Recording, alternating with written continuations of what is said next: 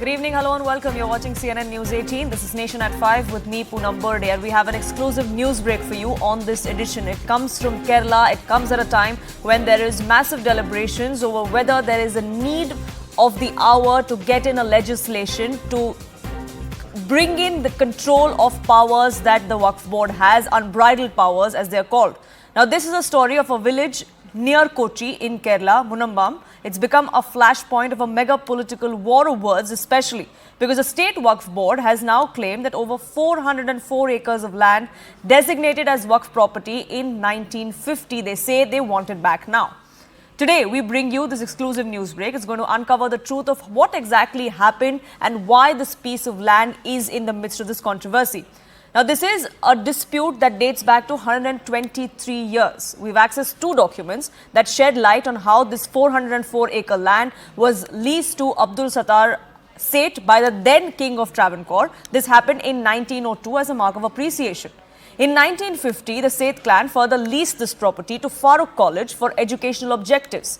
It was made clear that the precondition was that the college needs to exist and that the land should only be used for education.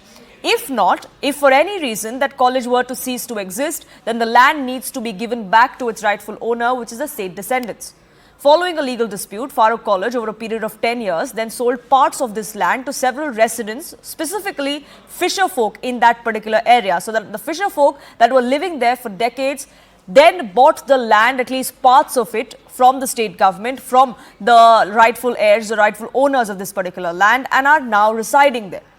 Now, what's happened now, years later? In 1950, there was a document that confirmed the transfer of ownership to the Farooq College. This was a gift deed. But this 1990 document that we've also accessed here, it confirms that the sale of parts of this land was given to certain residents of this particular village. Now, while the Waqf Board continues to contest this as land property, these documents have brought to fore a set of established preconditions. One, that a grantor cannot impose conditions on donated land, and if there are any, it cannot be considered as Waqf. The second one was that there needs to be an educational institution on this particular land, and if that is not there, then the land goes back to the rightful owners, which in this case would be the fisher folk that bought this land from the original owners of this particular land. So where does the Waqf actually come into the picture?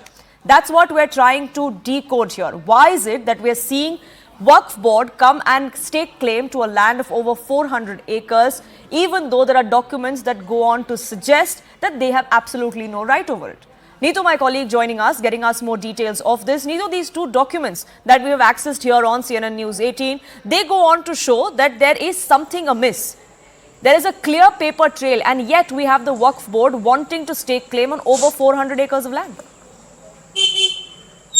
See, in this 1915 November 1 agreement that we have accessed, it says that Siddiq Seth has given this to the Farooq College. Now, in the same document, it has been mentioned that this is being given as Waqf. So that is, the word Waqf is mentioned in this document, and that is where all these claims have begun, or this entire issue is because the word Waqf is written in this. Now, the residents, their claim is that they have bought this property, and also what they are saying is that when you're giving a land as Waqf land, it has to be an absolute dedication, and you cannot impose conditions on this. Now, this is the stand that they have taken in the court also. The cases are pending with the Kerala High Court with this as regards from 2022 itself. There are many cases that are pending before the Kerala High Court. So before the High Court also, the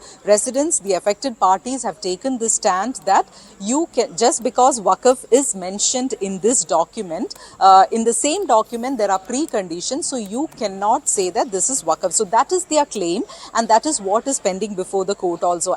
Ultimately, it is up to the court to rule on this, looking at all these documents, what it is. But at the same time, what we are also seeing is that it was not actually the Waqf Board which had actually approached the court. It was a Waqf Protection Committee, because after in 2019, some of the residents were told that they cannot pay land taxes. That's when they got to know about this. So at that time, the government had intervened, the state government had intervened and had allowed them to pay property tax, land tax at that time. So it's Right. at that time the Waqf Protection Committee had approached the court, and it's after that the residents had to approach. But this is the whole issue that is affecting Munambam. All this started because in that deed in 1950, November 1, which Siddiq Seth had given to Farooq College, he had mentioned the word Waqf in this. So the contention here is that you cannot have preconditions because the Waqf